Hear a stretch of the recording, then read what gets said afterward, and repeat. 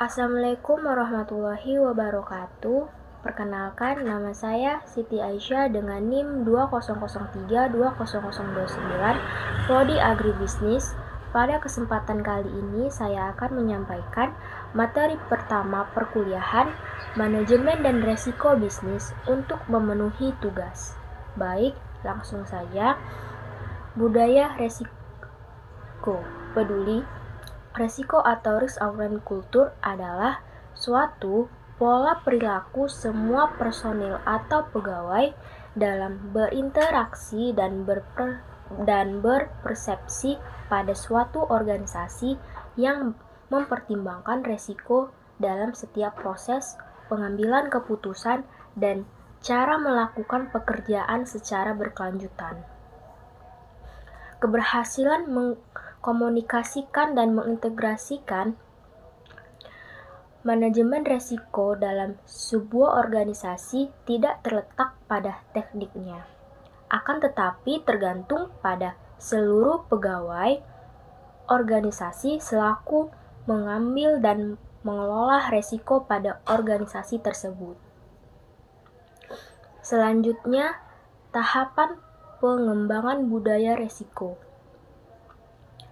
Budaya resiko hendaknya dikembangkan sesuai dengan nilai-nilai organisasi dalam melaksanakan kegiatan untuk mencapai sasaran di seluruh jajaran organisasi. Budaya resiko diwujudkan melalui pemahaman dan pengelolaan resiko sebagai bagian dari setiap proses pengambilan keputusan di seluruh tingkatan organisasi. Karena pengolahan resiko harus ditanamkan kepada setiap insan organisasi atau pegawai dari jenjang yang paling bawah sampai pada jenjang paling atas. Dikemukakan oleh Tampunbolon 2009. Adapun tahapan dalam menerapkan manajemen resiko sebagai berikut. Yang pertama, membentuk suatu kerja manajemen resiko sebagai pusat untuk membangun dan menyebarluaskan kebijakan dan prosedur resiko keseluruhan jenjang organisasi. Kedua, menyusun manual kode etik. Ketiga, merekrut pegawai yang memiliki sikap yang baik untuk memberikan pelayanan yang terbaik. Keempat, menjadikan manajemen resiko sebagai syarat untuk menduduki semua posisi manajemen. Kelima, menerapkan sanksi bagi pelaksana atau pengambil resiko. Keenam, memberikan insentif guna mendorong pegawai dalam mengelola resiko dengan baik. Ketujuh, menerapkan seperangkat aturan agar pegawai tidak berani mengambil resiko yang berlebihan. Kedelapan, memasukkan penilaian kinerja pengelolaan resiko ke dalam proses penilaian kinerja pegawai. Selanjutnya, strategi pengembangan budaya peduli resiko. Di antaranya, resiko pada sektor publik seringkali masih dipandang sebagai suatu yang negatif, sehingga ditampilkan sebagai sesuatu yang formal dikhawatirkan akan memberikan kesan buruk atau bahkan tumbuh resistensi yang kuat dan menghalangi seseorang untuk berbuat. Padahal jika resiko tersebut benar terjadi, maka dampaknya bisa jadi lebih buruk. Selanjutnya, resiko dipandang sebagai sumber pemborosan biaya. Meskipun pada umumnya pemimpin instansi menyadari bahwa biaya atau kerugian yang timbul akibat kegagalan dalam mengatasi atau memitigasi resiko yang harus ditanggung mungkin lebih besar. Selanjutnya, daya tarik terhadap potensi untuk melakukan penyimpangan yang menjurus kepada perbuatan fraud tingkat dapat lebih memberikan kinerja yang besar, sehingga mereka cenderung mengabaikan peringatan terhadap dampak resiko. Contohnya adalah resiko menunjukkan langsung dalam pemilihan penyediaan barang dan jasa. Mempunyai resiko terjadinya kecurangan yang tinggi, namun justru cara penunjukan langsung banyak dipilih oleh pembuat keputusan. Selanjutnya, data kelola pemerintah yang lemah, karena kontrol dari unit pengawasan, baik internal maupun eksternal, masih sangat lemah dan mudah dikompromikan. Selanjutnya, strategi pengembangan budaya peduli resiko mencakup pertama, komitmen pimpinan untuk menciptakan satu irama yang sama atau tune at the top, karena pemimpinlah yang menjadi pendorong dan penggerak utama untuk memulai budaya peduli resiko. Selanjutnya, pemimpin-pemimpin dan pimpinan level menengah berperan penting dalam mengkomunikasikan dan mempengaruhi perilaku karyawan atau pegawai dalam upaya untuk mengimplementasikan manajemen risiko. Kedua, perlunya edukasi kepada seluruh stakeholder mengenai pentingnya melakukan manajemen risiko.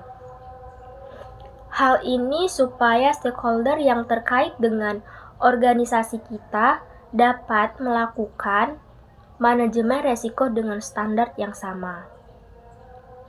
Selanjutnya, knowledge sharing, di mana karyawan dapat saling berbagi pengetahuan dan pengalaman mengenai manajemen risiko tersebut. Keempat, kesinambungan dan konsisten, harus terdapat komunikasi yang konsisten mengenai pentingnya manajemen risiko dalam aktivitas keseharian, sehingga orang akan konsisten dalam melakukan manajemen risiko dalam aktivitasnya. Kelima, ketetapan metode pengembangan manajemen risiko.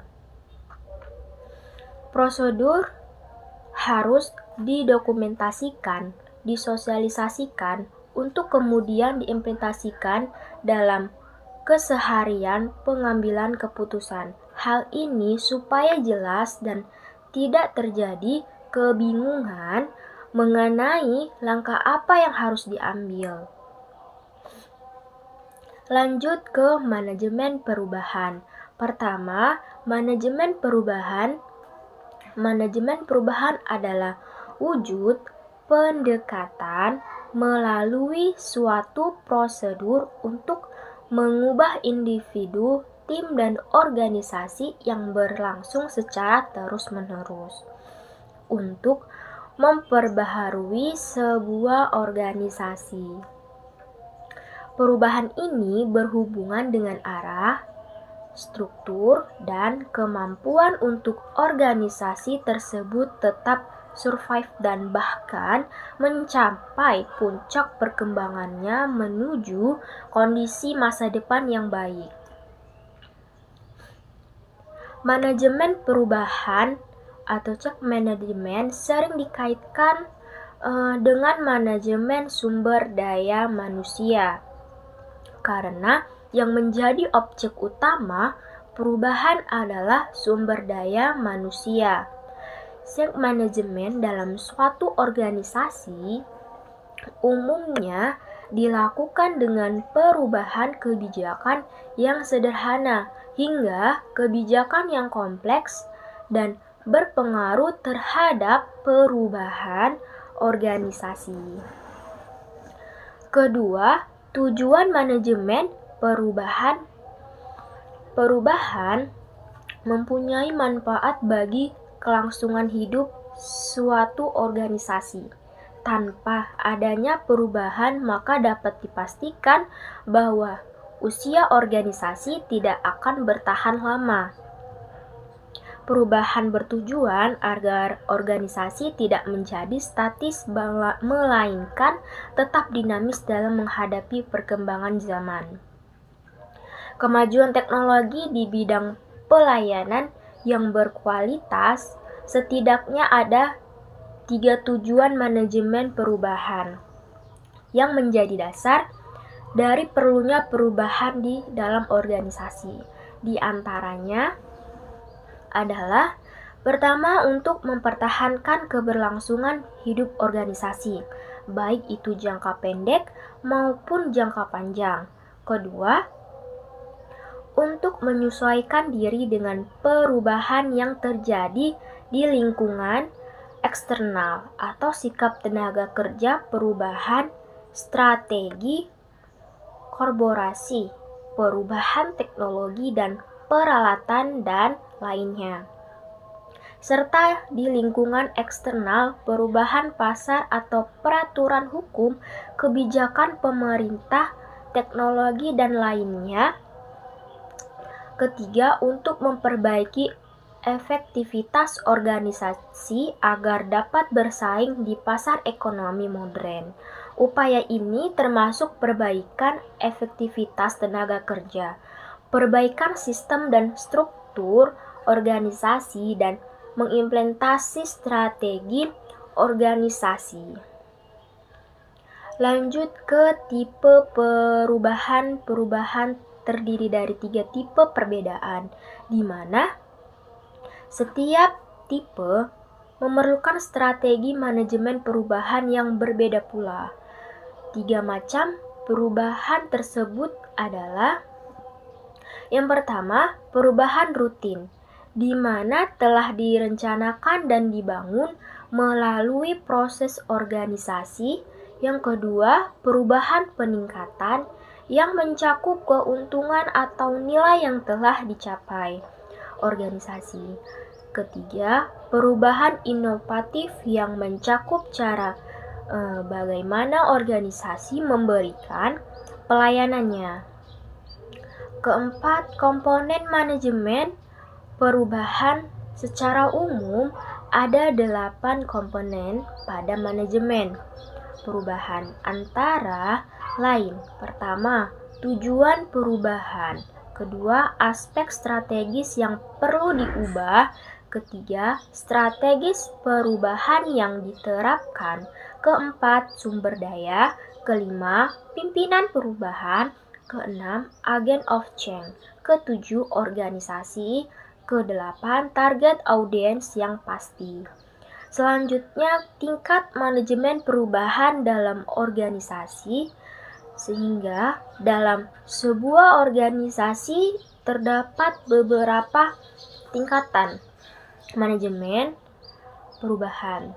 Di antaranya sebagai berikut. Yang pertama, perubahan individu. Tingkatan ini adalah yang paling dasar dari sebuah proses change management. Setiap individu memang selalu dan akan mengalami perubahan. Namun, perubahan tersebut tidak secara otomatis ke arah yang diinginkan. Yang kedua, perubahan organisasi manajemen. Dalam organisasi ini berkaitan erat dengan manajemen proyek. Jika manajemen proyek berguna untuk memastikan solusi dari proyek yang dirancang, maka change management berperan untuk memastikan solusi tersebut dan dapat bekerja secara efektif. Ketiga, perubahan kemampuan organisasi. Pada tingkat ini, change management berperan secara langsung untuk mengelola organisasi agar secara efektif mampu beradaptasi dengan perubahan dunia atau lingkungan organisasi. Misalnya, pimpinan memberikan perubahan terhadap metode pengukuran kinerja.